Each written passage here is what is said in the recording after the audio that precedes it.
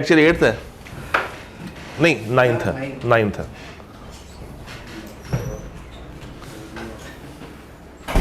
नाज़रीन और सामीन, हम अपनी परवान फिर से शुरू करने वाले हैं।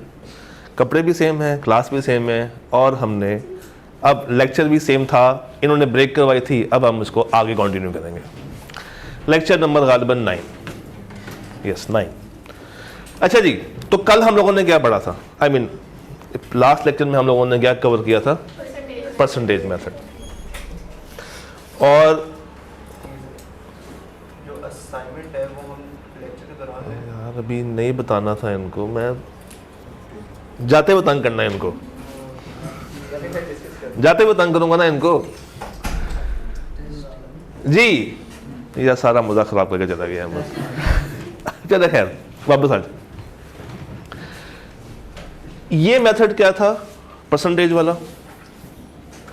इसने आपको दो मेथड्स बताए, न्यूमेरिकल काम कराया, न्यूमेरिकल काम करवा के एक वैल्यू आई, उस वैल्यू को देख के आपने बताया कि गुड कौन सी है और वो इलास्टिक है, यूनिट इलास्टिक है, परफेक्टली इलास्टिक है, कौन सी वाली। अब आ जाए सेकंड मेथड पे, that is total outlay, total expenditure या टोटल रेवेन्यू मेथड। आप जब कुछ बाय करने जाते हैं दुकानदार से, तो आप उसको क्या देते हैं? पैसे। वो क्या देता है आपको? वो सामान। अगर 2 रुपए की चीज नहीं, आप बाजार जाएं और आपने कहा कि मुझे 30 रुपए वाली लेज लेनी है जिसमें हवा ज्यादा और चिप्स कम होते हैं, और एक ही पैकेट लेना है, तो आप दुकानदार को कितने पैसे देकर आएंगे? कोई डिस्काउंट वगैरह मांगेंगे? नहीं मांगेंगे तो वो चपेट कराएगा। पर कुछ ऐसे भी लोग होते हैं जो कि 30 वाली लेस खरीदते हैं और कहते हैं कितने पैसे हुए? भाई 30 रुपये ही हुए। तो ये 30 रुपये क्या उसकी सेल है? ये 30 रुपये उसकी सेल है। किसकी भला? आपकी? दुकानदार की सेल। और आपका क्या है? खर्चा, परचेज या खर्चा है ना। तो ये सेल कैसे आई? जब मैंने प्राइस को मल्टीप्लाई किया किसके साथ? और ये खर्चा भी कैसे आएगा? जब मैं प्राइस को मल्टीप्लाई करूंगा किसके साथ? क्वांटिटी के साथ। तो दुकानदार की सेल या दुकानदार का रेवेन्यू आपका क्या है? एक्सपेंडिचर। दुकानदार का रेवेन्यू आपका एक्सपेंस या एक्सपेंडिचर। तो इसीलिए इसके 3 नाम रखे हैं, रेवेन्यू मॉडल, एक्सपेंडिचर मॉडल या आउटले मॉडल। आउटले मॉडल भी यही होता है कि जब आप 2 वेरिएबल्स को आपस में मल्टीप्लाई करवा के रिजल्ट वेरीफाई करते हैं। अब जरा मुझे बेसिक मैथ आपकी चाहिए होगी। अगर 10 रुपये प्राइस है, 15 क्वांटिटीज आती हैं, तो रेवेन्यू कितना होगा? ना करें इतना मैथ आप लोगों ने जमानी कैसे कर लिया आज? 15 इंटू 6, 1 गो में, मतलब वर्किंग भी नहीं की और डायरेक्ट जवाब। प्राइस बढ़ रही है या कम हो रही है? और क्वांटिटी? अभी ये सिर्फ जहन में रखना है। 10 into 15, 15 into 10, 10 into 15, 15 into 14,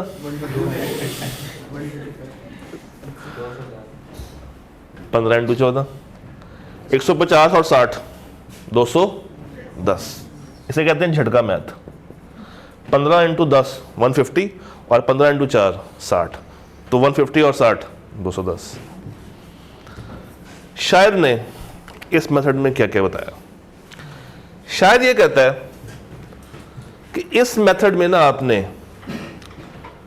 quantity demanded को भूल जाना है। इसको भूल जाओ, इसको जिंदगी से ही निकाल दो और सिर्फ प्राइस का और ये रेवेन्यू कह लें, आउटले कह लें, एक्सपेंडिचर कह लें, कुछ भी कह लें, सिर्फ प्राइस का रिलेशनशिप देखो इसके साथ। प्राइस बढ़ रही है, बढ़ने का एरो ऊपर होता है नीचे होता है? प्राइस बढ़ रही है तो ये कम हो रहा है, इसको ध्यान में रखूं? नहीं, प्राइस मेरी बढ़ रही है और ये इक्वल है, ये इसको कुछ करना, इसको मैंने क्या करना है, इसको भूल जाना। प्राइस मेरी यहां पे भी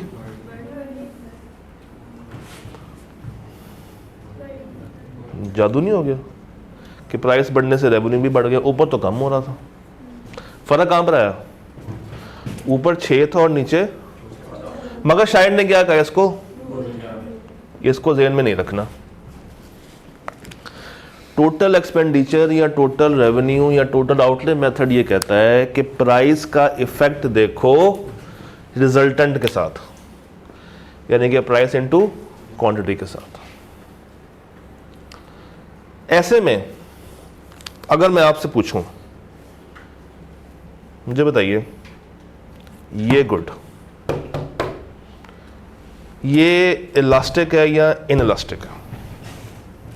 बगैर किसी वर्किंग के बताना है, बता सकते हैं? मैं इसकी बात कर रहा हूं, चलिए निकाल के बताएं। ये डाटा है, मुझे निकाल के बताएं कि ये इलास्टिक है या इनइलास्टिक है, बस। नहीं, वर्किंग करके दें, वर्किंग करके निकाल के बताएं। कोई भी मेथड यूज कर लें, पॉइंट यूज कर लें या आर्क यूज कर लें, और मुझे बताएं कि अगर हम परसेंटेज मेथड में होते तो इसका आंसर क्या आता, इलास्टिक या इनइलास्टिक?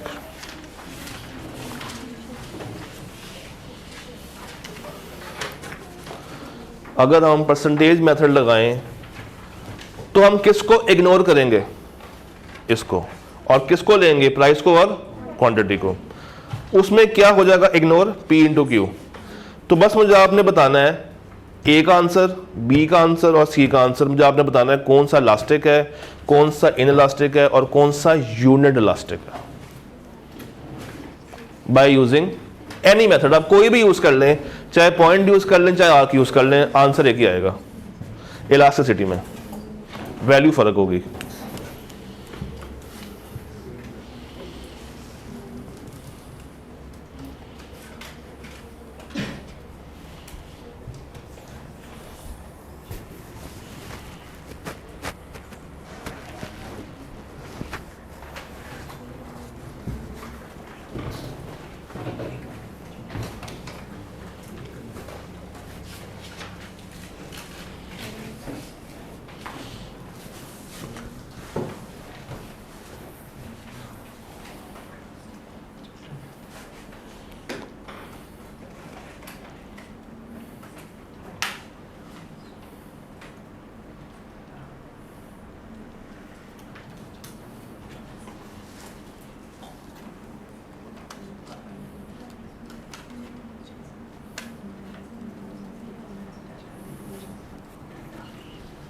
हाँ जी, ए में क्या है?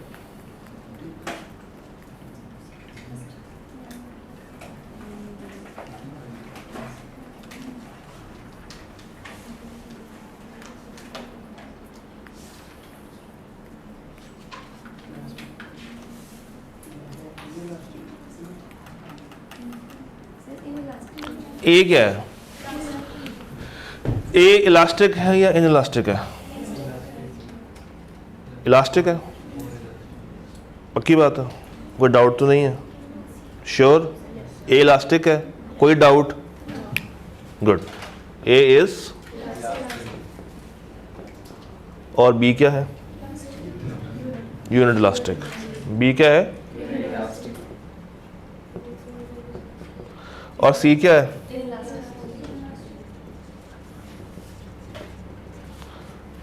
आपने जब परसेंटेज मेथड लगाया, अब मैं कंपेयर कर रहा हूं, तो आपने किसको इग्नोर किया? P into Q, P into Q और P इंटू क्यू।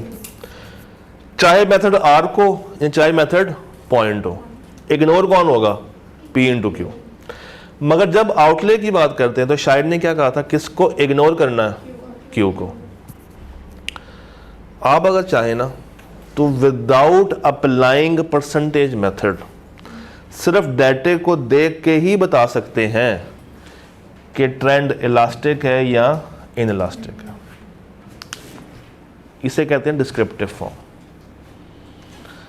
अब ये कैसे पता चलेगा, इसका एक टोटका है। हम किस कॉलेज में पढ़ रहे हैं, तो टोटका भी यही है। क्या? सेम। अगर तो सेम है तो बस इन इलास्टिक है। अगर तो सेम है तो बस इन इलास्टिक। अब सेम क्या? मूवमेंट। ये बढ़ रही है और ये इलास्टिक, ये बढ़ रही है और ये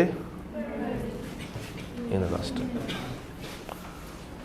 तो अगर सेम मूवमेंट है तो बस ये क्या होगा? In elastic. तो इसमें आपने कोई वर्किंग मैथमेटिकली नहीं करनी, सिर्फ एक करनी पड़ेगी, वो ये P इंटू क्यू निकालना पड़ेगा। वो क्वांटिटी देगा, क्यों देगा? ताकि आप P इंटू क्यू निकाल सकें।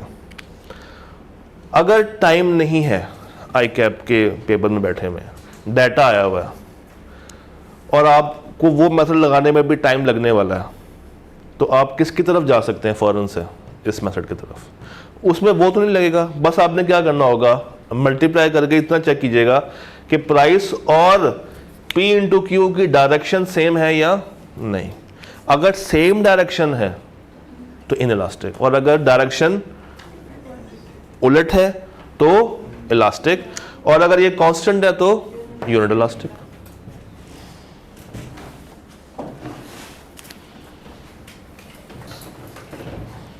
बस यही था टोटल आउटलाइन मेथड, और कुछ नहीं है।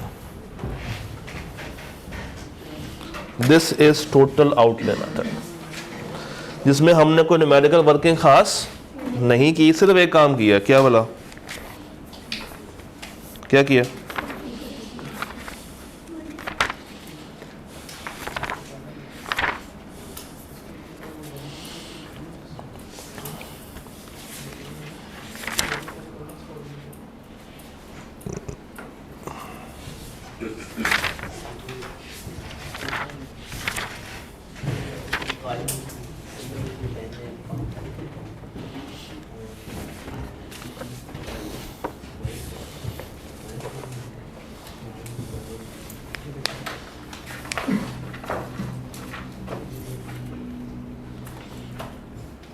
ये समझ आता है?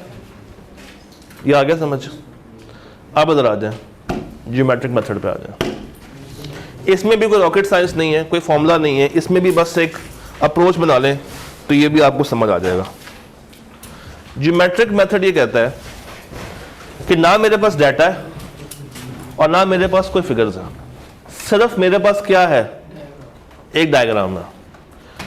और मुझे बताएं कि ये 3 पॉइंट्स हैं, ये ए पॉइंट है, ये बी पॉइंट है और ये सी पॉइंट है। ए है, बी है और सी है।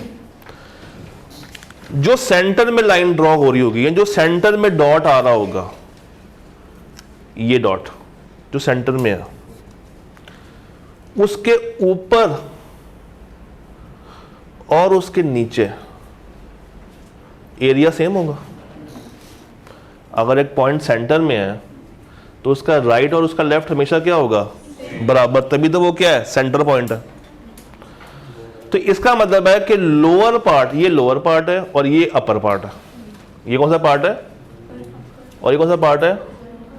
इसका फॉर्मूला ये होता है lower part of curve divided by upper part of curve. तो अगर मैं पॉइंट बी की बात करूं आपसे, किसकी? पॉइंट बी की, तो पॉइंट बी में मुझे बताइए लोअर पार्ट ऑफ कर्व का एरिया और अपर पार्ट ऑफ कर्व का एरिया सेम होगा। इसका मतलब है कि कोई भी वैल्यू ले लें, ऊपर भी 10 और नीचे भी, तो आंसर क्या आएगा? तो बी मेरा क्या होगा? Unit elastic. बी मेरा क्या होगा? Unit elastic. मैं एक ही बात करता हूं,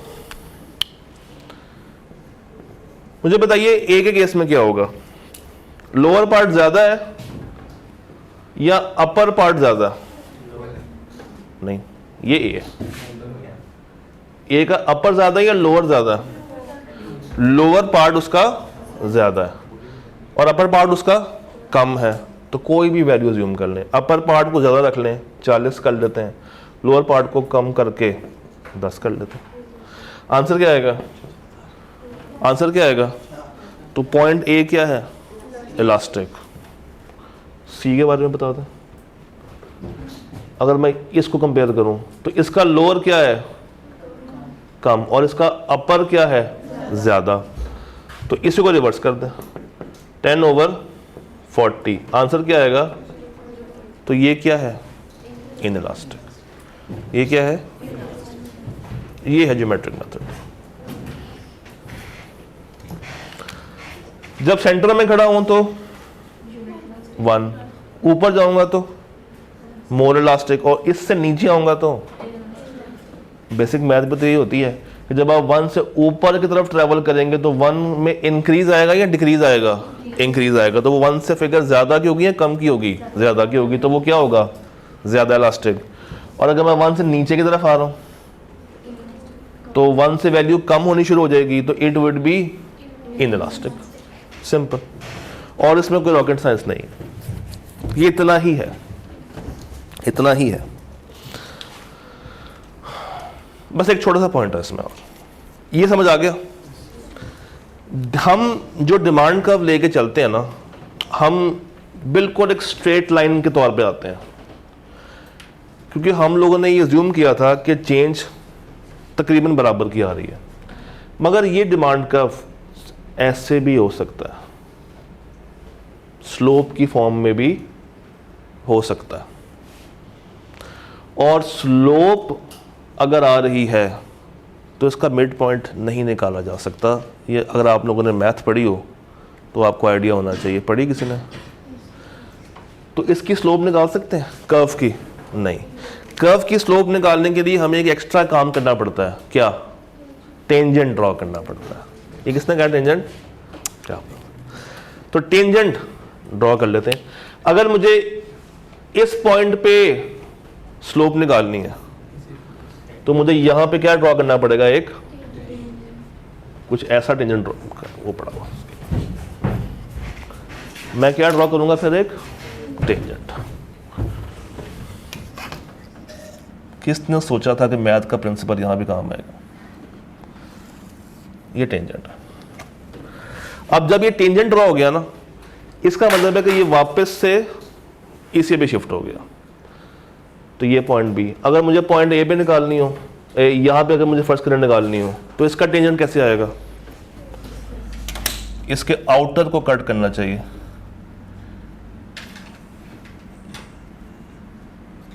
तकरीबन कुछ ऐसे आएगा अगर ये कर्व मेरा ऐसे की तरफ हो। तो खैर ये तो मैं फ्री हैंड बना रहा हूं, बस बताना ये था कि आप लोगों ने ड्रॉ क्या करना है? एक टेंजेंट ड्रॉ करना है, दैट्स इट। अब ये इसकी वैल्यूज क्या होंगी, इसकी वर्किंग कैसे होगी, टेंजेंट कितना होना चाहिए, कितना नहीं होना चाहिए, वो सब कुछ आपको सोचने की जरूरत नहीं। बस ये ध्यान में रखना है कि अगर डिमांड कर्व स्लोप की फॉर्म में हो तो मैं क्या ड्रॉ करूंगा या करूंगी, और किस पॉइंट पे? जिस पॉइंट पे मुझे स्लोप निकालना, सॉरी मिड पॉइंट निकालना। डन? ये समझ आता है? पक्की बात? कोई दूसरी राय तो नहीं? मुबारक हो, आपके तीनों मेथड्स खत्म होते हैं। अब एक दफा देख लेते हैं। परसेंटेज मेथड, पॉइंट, आर, ये सारी बातें कवर है। टोटल आउटले वगैरह मैंने क्या लिखा था? Through relation of price and expenditure. इसको आप क्या कर सकते हैं? और रेवेन्यू, और क्या लिख सकते हैं? आउटले। फॉर्मूला क्या है? सेम है, तो बस क्या है? इनइलास्टिक।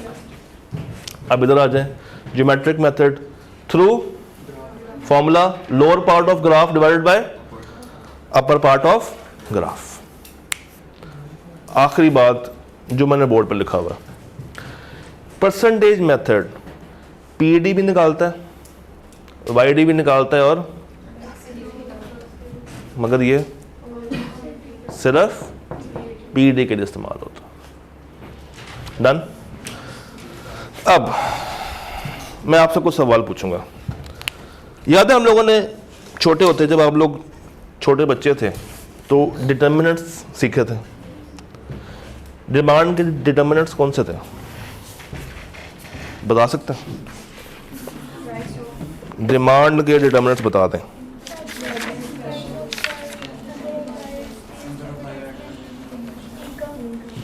अब एक रूल लिख लें, अब लिखें। अब मैं बोर्ड पे कम जाऊंगा, लिखवाऊंगा ज़्यादा, लिखिएगा। टॉपिक है determinants of elasticity of demand. Determinants of elasticity of demand.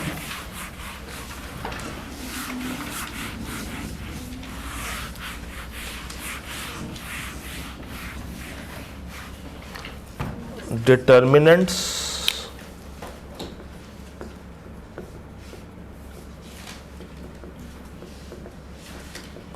of elasticity of demand।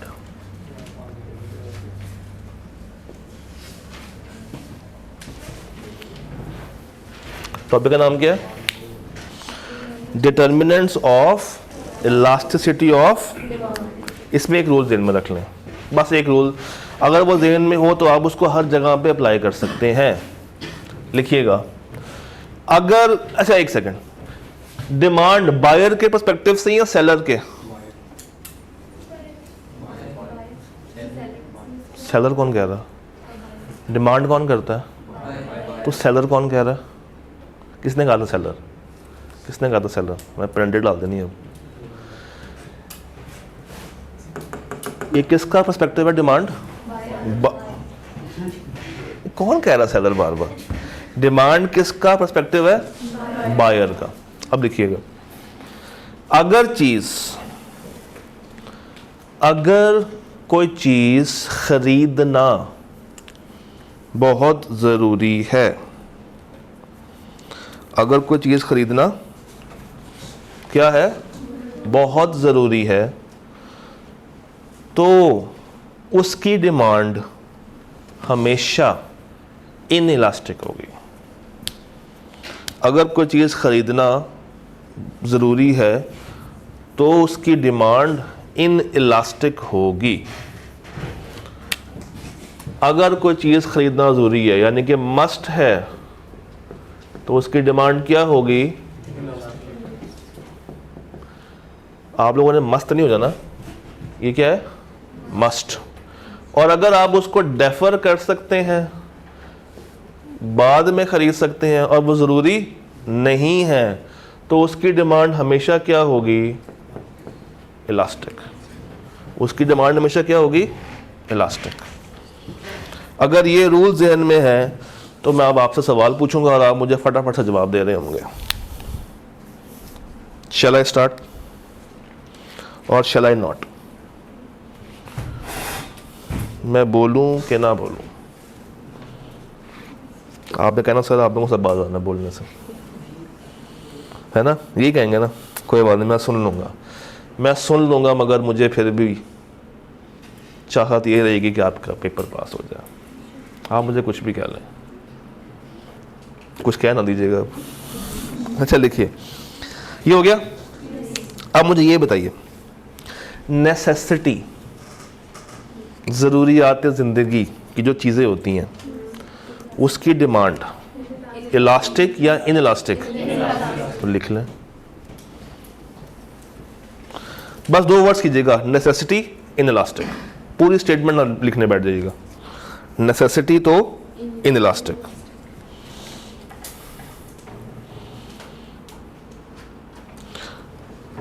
अगर वो सामान लग्जरी आइटम है तो इलास्टिक, यानी कि वो खरीदना ज़रूरी नहीं।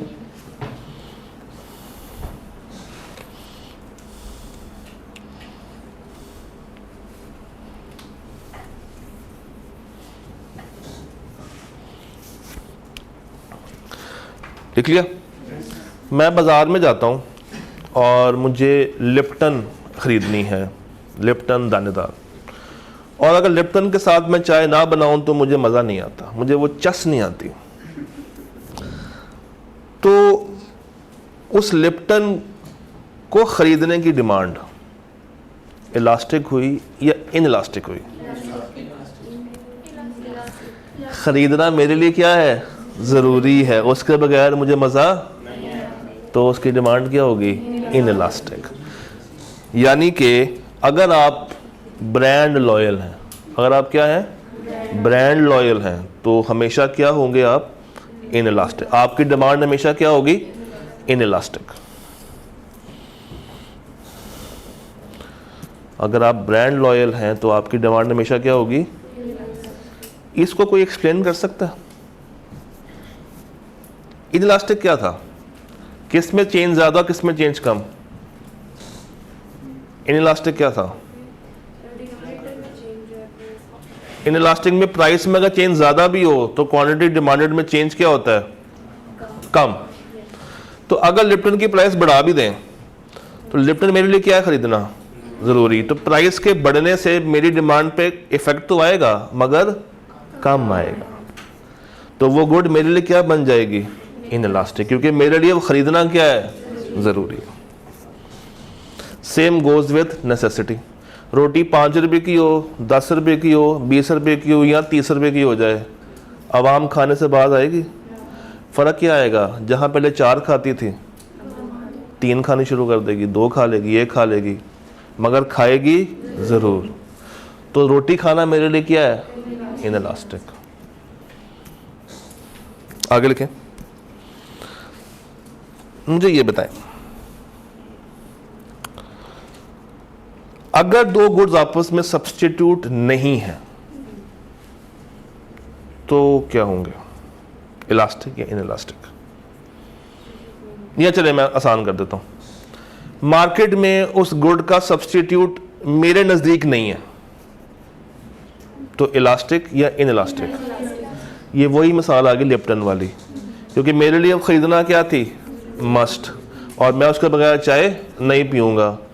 तो अगर मार्केट में कोई सब्स्टिट्यूट उसका नहीं है तो मैं पागलों की तरह उसको ही ढूंढता फिरूंगा, चाहे मुझे महंगी क्यों ना मिले। तो प्राइस में बेशक बहुत ज़्यादा चेंज भी आ जाए, मेरी डिमांड में चेंज इतना ज़्यादा नहीं आएगा। जब तक घर जाके रिवाइज नहीं करेंगे चीज़ें मुश्किल होती जाएंगी। वैसे आज तक कोई चीज़ मुश्किल लगी है? आसान सी बातें करते हैं ना, रोज़मर्रा की घरेलू बातें करते हैं। घर जाके तो नहीं बताते हैं अम्मी को, अम्मी मैं ना आज ये जो पत्ती पड़ी हुई है ना, ये इनइलास्टिक डिमांड है। अच्छा लिखें आगे, अगर उस गुड का सब्स्टिट्यूट अवेलेबल है तो बताएं क्या होगा, फिर इलास्टिक हो जाएगा। यानी कि अगर सब्स्टिट्यूट है, इलास्टिक में क्या होता है, ऊपर न्यूमरेटर में चेंज ज़्यादा, प्राइस में चेंज कम।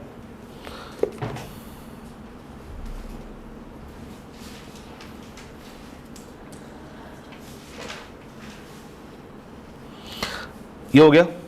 अब आगे बताएं मुझे, अगर हम बात करें कॉम्प्लीमेंट्री गुड्स की तो वो क्या होते हैं, नेगेटिव या पॉजिटिव? नेगेटिव होते हैं। यानी कि एक की प्राइस बढ़ने से दूसरे की डिमांड कम हो जाती है। इलास्टिक या इनइलास्टिक?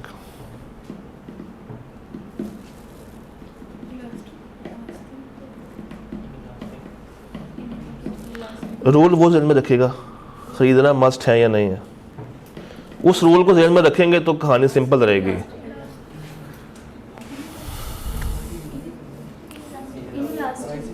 इनइलास्टिक, इनइलास्टिक, सही पहुंच गए थे आप लोग, इनइलास्टिक।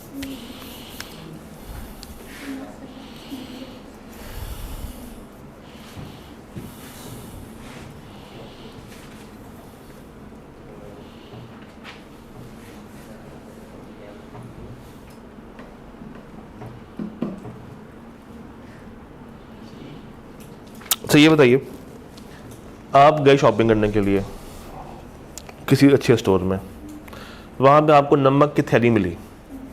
लास्ट टाइम नमक की थैली 10 रुपये किलो थी, इस दफ़ा उन्होंने प्राइस बढ़ा के 15 रुपये किलो कर दिया। क्या बगैर नमक के खाना बन सकता? क्या उस नमक पे मुझे 5 रुपये एक्स्ट्रा पे करने पड़ेंगे? डिमांड बता दें, इलास्टिक या इनइलास्टिक? इनइलास्टिक, क्योंकि मेरे लिए वो क्या है, ख़रीदना ज़रूरी है। और क्या मेरी इनकम पहले 10 रुपये लगी थी, अब कितनी लग रही है, मगर क्या मैं ख़रीदने से बाज आऊँगा? तो उसकी डिमांड क्या है, इनइलास्टिक। तो अगर थोड़े पैसे किसी चीज़ में बढ़ जाएं और मुझे वो चीज़ बाय करनी है तो हमेशा क्या होगी, इनइलास्टिक। और अगर यही चेंज आईफोन में आ जाए, लाख रुपए का आईफोन बढ़ के 3.5 लाख रुपए का हो जाए, फिर क्या बन जाएगा, मेरी इनकम अब पहले से बहुत ज़्यादा लग रही है। और यहाँ भी कितनी थी बेचारी, इतू से।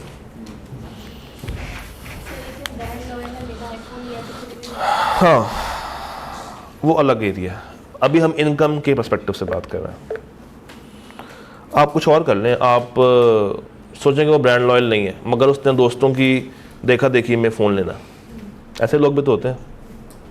आप में से तो कोई ऐसा नहीं होगा, लाजमी बैठा होगा वरना कोई, ये पॉसिबल ही नहीं है कि आजकल की आवाम में कोई ऐसा बंदा ना हो।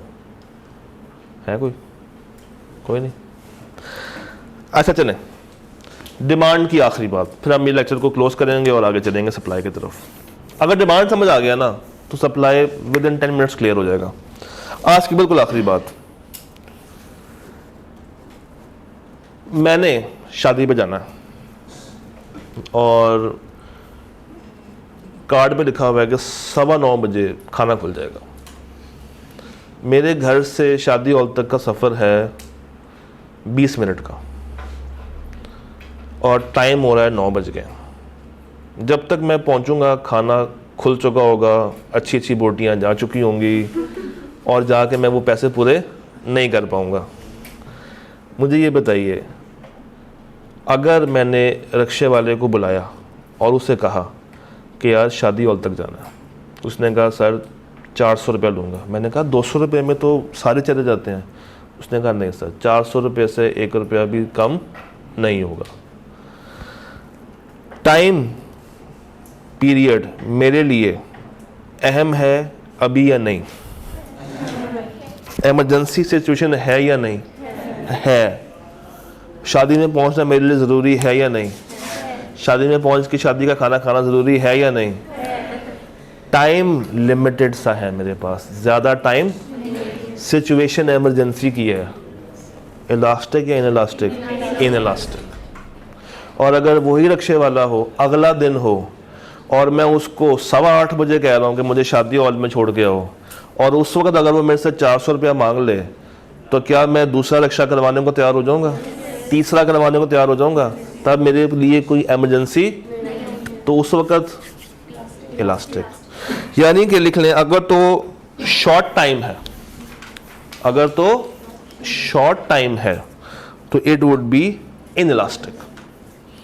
अगर शॉर्ट टाइम है तो इट वुड बी इनइलास्टिक, और अगर आपके पास बहुत टाइम है तो इट इज इलास्टिक। अगर बाबा टाइम है तो इलास्टिक। पीआरसी में भी नए नए आए हैं, पेपर कल तो नहीं है, अभी टाइम है, तो अभी आप इलास्टिक हैं या इनइलास्टिक हैं? जैसे ही पेपर से 1 हफ्ता पहले खड़े हो जाएंगे आगे, तो उस वक्त पढ़ना आपके लिए क्या होगा?